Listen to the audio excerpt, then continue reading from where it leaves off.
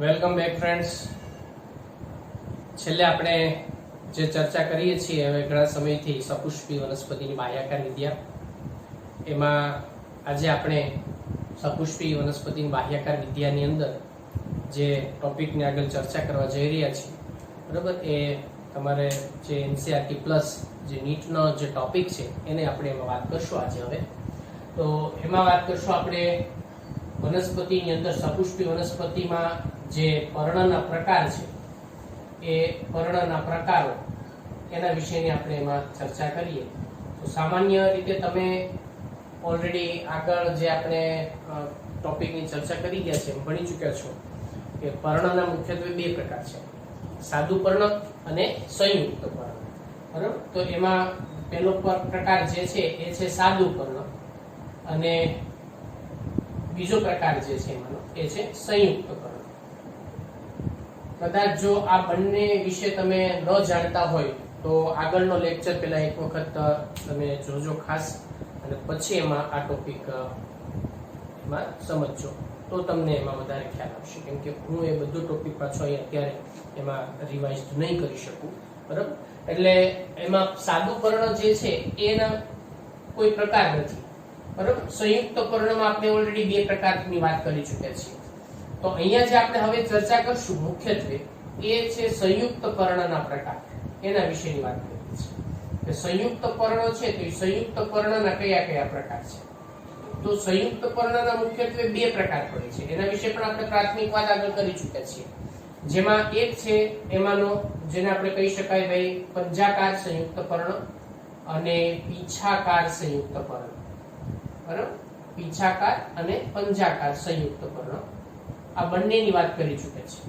જેમાં આજે આપણે વાત કરીએ એમાં આગળ વધારીએ એના પ્રકાર વિશે. તો સંયુક્ત પર્ણની અંદર પીછાકાર સંયુક્ત પર્ણના કયા કયા પ્રકાર છે એના વિશેની આપણે વાત કરી. પીછાકાર સંયુક્ત પર્ણ એટલે શું? તો એ પણ આપણે વાત કરી કે જે કોઈ પણ વનસ્પતિના પર્ણમાં એના જે પર્ણફલક છે પર્ણફલકનું છેદન જો મધ્ય શિરા સુધી થઈ જાય તો મધ્ય શિરા સુધી થતા એમાં મધ્ય શિરા જે છે એ પછીથી એમાં પત્રાક્ષમાં પરિણમે છે અને એમાં આ રીતની જે પર્ણફલક છે એ પર્ણિકાઓમાં વિભાજિત થાય છે. બરાબર, આ ઓલરેડી એમાં આપણે ચર્ચા કરી ચૂક્યા છીએ. એટલે આપણે એને કહીએ છીએ પીછાની માફક પીછું હોય. તમે એક સામાન્ય એક પીછું એમાં આપણે જો વિચારીએ, બરાબર, કે ભાઈ મોરનું એક પીછું હોય તો એની ઉપરના ભાગે કેમ આપણને આ રીતે આમ નાની એમાં જે રોમ જેવી રચના જોવા મળે છે, બસ એમાં પર્ણની ઉપર આપણને આ બધા એમાં પત્રાક્ષ ઉપર આ બધા પર્ણ આ રીતે ગોઠવાયેલા હોય. એટલે આપણે નામ આપ્યું છે પીછાકાર સંયુક્ત પર્ણ. હવે એની અંદર ખાસ પીછાકાર સંયુક્ત પર્ણના પ્રકારો જે છે મુખ્યત્વે કોના ઉપર આધાર રાખે છે? તો કે પર્ણિકાઓ એ કેટલામાં ક્રમના પત્રાક્ષ પર ગોઠવાયેલી છે તેના આધારે એના પ્રકારો પાડવામાં આવે છે. હવે અહીંયા યાદ રાખજો ખાસ કેટલામાં ક્રમના પત્રાક્ષ ઉપર, એટલે એનો અર્થ શું થયું કે એનું કેટલી વાર વિભાજન થાય છે. એનો અર્થ એવો થાય આ પત્રાક્ષ છે, આ જે ભાગ છે પેલા મધ્ય શિરા હતી, હવે એનો પત્રાક્ષ બની ગયો છે. અને આ પત્રાક્ષ જે છે એની અંદર ઉપર આ પર્ણિકા છે. પર્ણિકાની અંદર શું થાય આ તો કે એની મધ્ય શિરા થાય. તો એટલે કેટલામાં ક્રમના પત્રાક્ષ ઉપર ગોઠવાતી હોય છે એના આધારે એના પ્રકાર પાડવામાં આવતા હોય છે. એમાં સૌથી આપણે એમાં એના જે જુદા જુદા પ્રકારો છે એના વિશે જો આપણે એમાં વાત કરીએ, બરાબર, એના કયા કયા પ્રકારો છે એના વિશે આપણે એમાં હવે ચર્ચા કરીએ. તો એમાં કેટલામાં ક્રમના પત્રાક્ષ ઉપર છે એના આધારે તો સૌથી પહેલો પ્રકાર જે છે એમાં એને આપણે એવું કહી શકાય ભાઈ એક પર્ણી. બરાબર, એની અંદર એવું પણ કહી શકાય ભાઈ એમાં પ્રથમ ક્રમના પત્રાક્ષ ઉપર ગોઠવાયેલી હોય તો પીછાકાર સંયુક્ત પર્ણના આપણે જુદા જુદા પ્રકાર પાડી શકાય એમાં. તો એમાં એક પીછાકાર એમ પણ કહી શકાય, એક પીછાકાર. બરાબર, બીજો પ્રકાર છે એનો ધારો કે એને કહી શકાય આપણે દ્વિપીછાકાર. ત્રીજો પ્રકાર એની અંદરનો જે પાડવામાં આવે છે એને આપણે પણ એવું પણ કહી શકાય ભાઈ એમાં ત્રિપીછાકાર. તો આ રીતે એમાં એક પીછાકાર, દ્વિપીછાકાર, બરાબર, ત્રિપીછાકાર, એની સાથે હું અહીંયા એમાં ત્રિપીછાકારને મર્જ કરું છું અને એમાં બહુપર્ણી પીછાકાર, એમાં મેં તમને પહેલા કીધું એક પર્ણી પીછાકાર એમ પણ કહી શકાય, આપણે દ્વિપર્ણી પીછાકાર એમ પણ કહી શકાય, બહુપર્ણી પીછાકાર એમ પણ કહી શકાય. હવે એક પીછાકાર એટલે શું સમજો ધ્યાનથી. ધારો કે વનસ્પતિનું જે પર્ણ છે એ પર્ણની અંદર પ્રથમ ક્રમનો પત્રાક્ષ એટલે કે સાદા પર્ણો જે હતું, સાદા પર્ણનું એક વખત વિભાજન થયું. આ સાદું પર્ણ છે એનું એક વખત વિભાજન છે, બરાબર, આ વિભાજન એનું એક વખત છે અને એમાં પ્રથમ ક્રમના પત્રાક્ષ ઉપર પર્ણિકાઓ ગોઠવાય છે. એટલે એક વખતનું છેદન યાદ રાખજો, કેટલી વખત? એક વખત છેદન. અને એમાં પ્રથમ ક્રમના, લખી નાખીએ આપણે અહીંયા પેલા ખાસ કે પ્રથમ ક્રમના પત્રાક્ષ પર એમાં પર્ણિકા જે છે એ પર્ણિકા ગોઠવાય છે. તેથી તેને એક પર્ણી અથવા તો એક પીછાકાર સંયુક્ત પર્ણ તરીકે ઓળખી શકાય. તો આ એની ડાયાગ્રામ જો આપણે વાત કરીએ તો તમે ઘણી વનસ્પતિની અંદર જો આપણે વાત કરીએ તો અમુક વનસ્પતિ જેમ કે ગરમાળો હોય એના પર્ણ તમે જોયા છે, ગરમાળો છે, બરાબર, એના પર્ણ તમે જોયેલા હશે. તો એ ગરમાળાના આપણે ઉદાહરણ લઈએ કે જેની અંદર પર્ણ જે છે ને આ પ્રમાણે એમાં ગોઠવાયેલા જોવા મળતા હોય છે આપણને, બરાબર, એના પર્ણ. એટલે પ્રથમ ક્રમના પત્રાક્ષ ઉપર એના પર્ણ ગોઠવાયેલા હોય છે, એ ખાસ યાદ રાખો. પ્રથમ ક્રમના પત્રાક્ષ ઉપર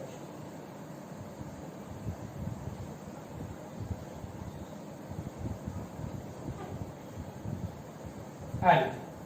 તો આ એની મધ્ય શિરા થઈ ગઈ. હવે આ પર્ણિકા છે, યાદ રાખજો, આ પર્ણિકા છે, પર્ણ નથી. શું છે? આ પર્ણિકા છે. આ કેટલા ક્રમનો પત્રાક્ષ છે? પહેલા ક્રમનો પત્રાક્ષ. આ બધી શું થઈ ગયું? એનું પર્ણિકા થઈ ગયું, બરાબર, આ બધી પર્ણિકા છે.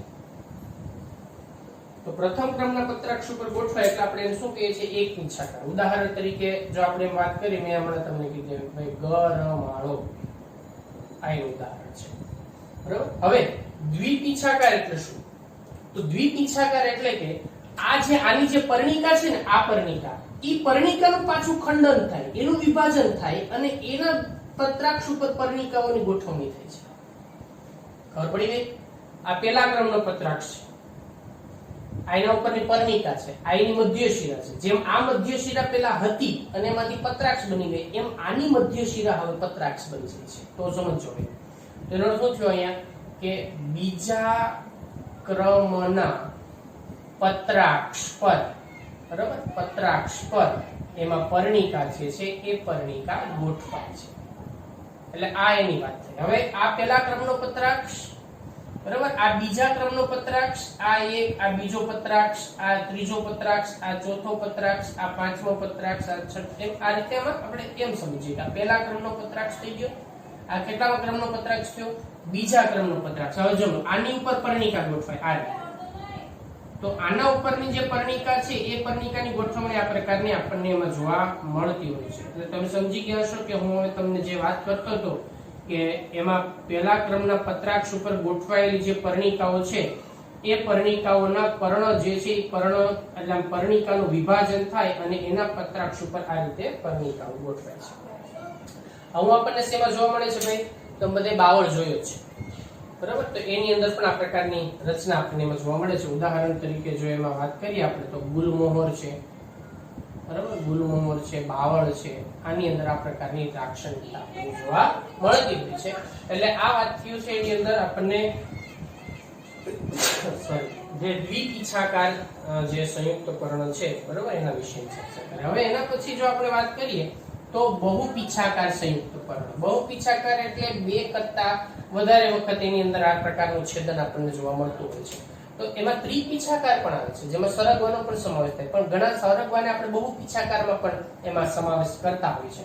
એટલે એમાં જે ત્રીજા કે ચોથા ક્રમના, બરાબર, ક્રમના પત્રાક્ષ પર એમાં જે કોઈ પણ પર્ણિકાઓ છે એ પર્ણિકાઓ ગોઠવાય છે. એટલા માટે એને આપણે શું કહેશું? એને આપણે બહુપીછાકાર સંયુક્ત પર્ણ તરીકે ઓળખવામાં આવે છે, બરાબર. હવે એની અંદર આપણે જો વાત કરીએ, હવે સમજો અહીંયા ખાસ, તો એમાં કઈ રીતે હોય? ધારો કે પહેલા ક્રમનો પત્રાક્ષ છે, આ બીજા ક્રમનો પત્રાક્ષ, એમાં આપણને જોવા મળે છે અને આ એના ઉપર ઉત્પન્ન થતો ત્રીજા ક્રમનો પત્રાક્ષ છે, આ પ્રકારનો. બરાબર, અહીંયા પર્ણિકાઓ ગોઠવાયેલી હોય છે. અહીંયા 1 આ 2 આ રીતે પર્ણિકાઓ આની ઉપર આપણને ગોઠવાયેલી જોવા મળતી હોય છે. જો આ પ્રકારે પર્ણિકાઓ ગોઠવાય છે એમાં આ રીતે. હવે તમને ખ્યાલ આવી ગયો હશે કે કઈ રીતની પર્ણિકાઓની ગોઠવણી જોવા મળે. જો અહીંયા આ પહેલા ક્રમનો પત્રાક્ષ, આ બીજા ક્રમનો પત્રાક્ષ, આ પહેલા ક્રમનો, આ બીજા ક્રમનો પત્રાક્ષ છે, આ પહેલા ક્રમનો પત્રાક્ષ છે, આ બીજા ક્રમનો પત્રાક્ષ છે, આ ત્રીજા ક્રમનો પત્રાક્ષ છે, અને એના ઉપર પર્ણિકાઓની ગોઠવણી છે. એટલા માટે આપણે આને કહીશું શું 2 કરતા વધારે એટલે બહુપીછાકાર. એમાં ઘણા બધાનો સમાવેશ આપણે કરી શકાય. ત્રિપીછાકારની અંદર પણ ઘણા એમાં સરગવાનો સમાવેશ કરે છે, સરગવો છે, બરાબર. પછી આ રીતે ગાજર છે, આ બધાનો સમાવેશ એની અંદર આ પ્રકારે કરી શકાય છે. તો આ વાત કોના વિશેની થઈ બાળકો? આપણે જે પીછાકાર સંયુક્ત પર્ણ જે છે એ પીછાકાર સંયુક્ત પર્ણ અને એના કયા કયા પ્રકાર છે એના વિશેની આપણે ચર્ચા કરી. હવે એના પછી આપણે વાત કરીએ તો એમાંનો જે બીજો પ્રકાર જે છે, બરાબર, સંયુક્ત પર્ણનો, જેને આપણે પંજાકાર સંયુક્ત પર્ણ તરીકે ઓળખી શકાય. પંજાકાર સંયુક્ત પર્ણ, અને બીજું પણ એનું નામ આપવામાં આવે છે, તમે એ પણ જાણો છો કે એને પાણીવત સંયુક્ત પર્ણ તરીકે પણ ઓળખી શકાય. બરાબર, આને આપણે પક્ષવત તરીકે ઓળખી શકાય. પીછાકાર જે છે પક્ષવત તરીકે પણ, આને પાણીવત તરીકે પણ ઓળખવામાં આવે છે.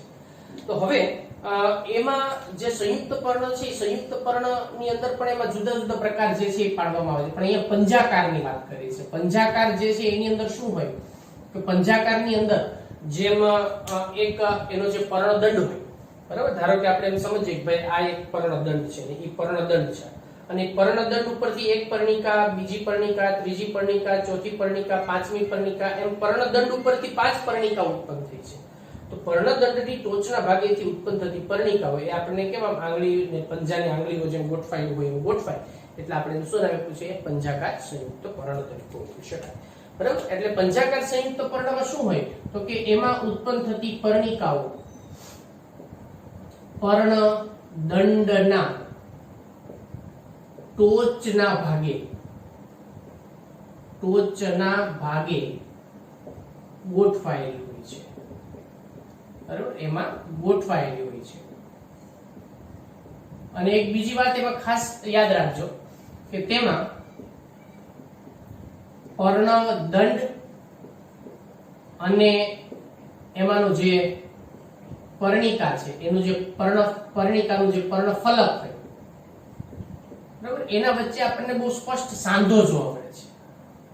વચ્ચે એક સાંધો જોવા મળે છે, એટલે ત્યાંનું જોડાણ હોય એનો સાંધો આપણને એની સાથે જોવા મળે છે.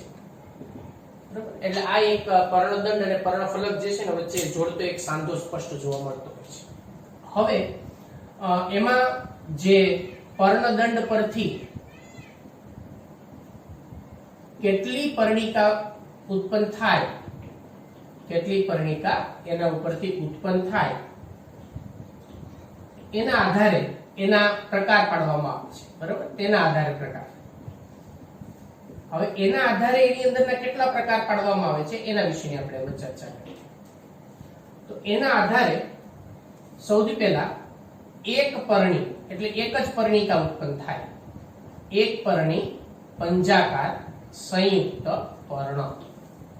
બરાબર, એટલે શું થયું તો કે એક પર્ણદંડ હોય એના ઉપરથી આ પર્ણદંડ છે, અને એના ઉપરથી આપણને શું ઉત્પન્ન થાય ટોચના ભાગેથી તો કે એક જ પર્ણિકા ઉત્પન્ન થાય છે. અને આ પર્ણદંડનો ભાગ અહીંયા થોડોક પ્રમાણમાં આપણને ફૂલેલો પણ જોવા મળી શકે છે. આવી કંઈક રચના તમે લીંબુમાં જોવો છો. લીંબુની અંદરનું પર્ણ જો તમારે આજુબાજુ ક્યાંક લીંબુડી હોય ધ્યાનથી જોજો, એમાં નીચેનો ભાગ છે ને આ ફૂલેલો હોય. વાસ્તવિક રીતે આ એનો પર્ણદંડ છે અને આ જે છે ને એ એની પર્ણિકા છે. બરાબર, એટલે આ એના વચ્ચે શું જોવા મળે છે અહીંયા તો કે એની વચ્ચે અહીંયા સાંધો જોવા મળે છે. આ એને જોડતો વચ્ચેનો સાંધો છે. એટલે આને આપણે એક પર્ણી પંજાકાર સંયુક્ત પર્ણ તરીકે ઓળખવામાં આવે છે. અને એની અંદરના ઉદાહરણ તરીકે ખાસ યાદ રાખજો. બરાબર, બધા ઉદાહરણ જ યાદ રાખવાના છે. ખાસ આમ ઉદાહરણ છે એમાં લીંબુ. શબ્દ ઉપરથી જ એમાં તમારે લીંબુનું પર્ણ શબ્દ ઉપરથી જ બધી વસ્તુ સમજવાની છે. એક પરણી એટલે કેટલા ઉત્પન્ન થાય ટોચ ઉપરથી? તો કે એક જ પરણિકા ઉત્પન્ન થાય એનાથી. જો હવે એનો બીજો પ્રકાર તમે જુઓ, દ્વિપર્ણી. તો કેટલા ઉત્પન્ન થાય? દ્વિ એટલે કેટલા? બે. બરાબર. તો બીજો પ્રકાર જો આપણે જોઈએ તો એની અંદર આવશે તો કે દ્વિપર્ણી. દ્વિપર્ણીમાં શું હોય? તો કે અહીંયા આ જે પર્ણદંડ હોય એ પર્ણદંડની ટોચના ભાગેથી આ એક અને આ બે અને જોડતો અહીંયા વચ્ચે સાંધો છે. જો એટલે આ એક પર્ણિકા અને આ ઉત્પન્ન થતી એમાંની બીજી પર્ણિકા. આ રીતની રચના આપણને ઉત્પન્ન થતી હોય છે એટલે દ્વિપર્ણી. બરાબર. અને અહીંયા ઉદાહરણ તરીકે જો આપણે વાત કરીએ ઈંગોરી. ઈંગોરીઓ જે છે એ ખેતરવાડી વિસ્તારમાં ઉગતો હોય ને વચ્ચે સાઈડમાં થોડુંક દૂર અહીંયા આપણે કાંટો નાનો એમાં જોવા મળતો હોય છે. તો બે પર્ણિકા ઉત્પન્ન થાય છે એટલે આપણે દ્વિપર્ણી તરીકે ઓળખી શકાય. હવે બીજી આપણે જો એવો પ્રકાર જોઈએ ત્રિપર્ણી. ત્રિપર્ણી એટલે કેટલી પર્ણિકા ટોચ ઉપરથી ઉત્પન્ન થાય? તમે કહો તો ત્રિ એટલે ત્રણ પર્ણિકા. અને તમે બધાએ જોયેલું છે બીલીપત્ર. શ્રાવણ મહિનો આવશે એટલે આપણે એમાં ઘણી વનસ્પતિની અંદરના બીલીન પર્ણ તમે વધારે જોશો. બરાબર. તો અહીંયા ધારો કે પર્ણદંડ છે એનાથી ઉત્પન્ન થતો એક. બરાબર. અહીંયાથી ઉત્પન્ન થયું છે આ એક, આ બે, અહીંયાથી આ ત્રીજું. આ પર્ણદંડનો ટોચનો ભાગ અહીંયાથી આપણને ધારો કે ઉત્પન્ન થતા હોય છે. તો આ રીતે એમાં આપણને ત્રિપર્ણી રચના પણ એની અંદર જોવા મળે છે. આ ત્રિપર્ણી રચના ઉદાહરણ તરીકે છે બીલી. આવું તમે વાયવર્ણો આવી પણ એક વનસ્પતિ છે એની અંદર પણ આપણે જોવા મળી શકે છે. બરાબર. એટલે આ એનો પ્રકારની વાત થઈ. હવે એની અંદર આપણે વાત કરશું એની અંદરનો ચોથો પ્રકાર. આ એક પર્ણી, દ્વિપર્ણી, ત્રિપર્ણી પછીનો પ્રકાર એ આપણે અહીંયા હું નીચેનો છે. બરાબર. અહીંયા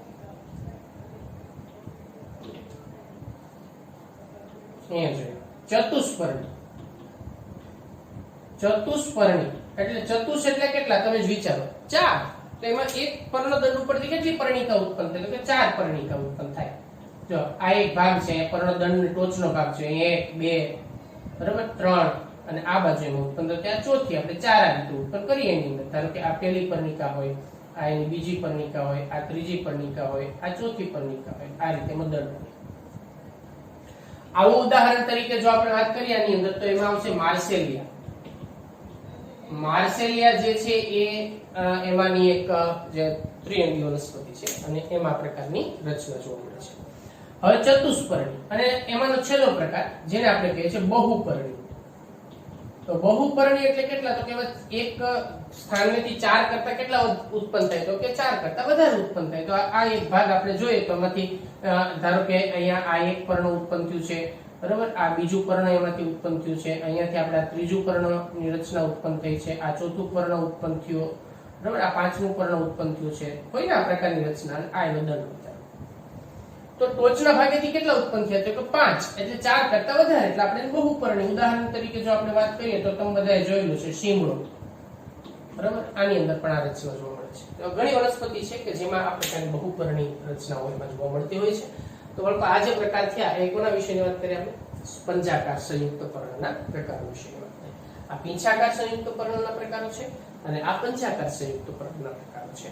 બરાબર. આ ટોપિક જે છે એ તમારે એમાં ખાસ ઉદાહરણ સાથે ડાયાગ્રામ એમાં યાદ રાખજો કે આ કઈ પ્રકારની રચનામાં જોવા મળે છે. બાકી શબ્દ ઉપર જ મોટા ભાગે દરેકે દરેક જે કોઈ પણ વ્યાખ્યાઓ શબ્દો ઉપર જ આધારિત જોવા મળે છે. તો અહીંયા આ ટોપિક વિશેની વાત આપણે એમાં પૂરી કરીએ છીએ.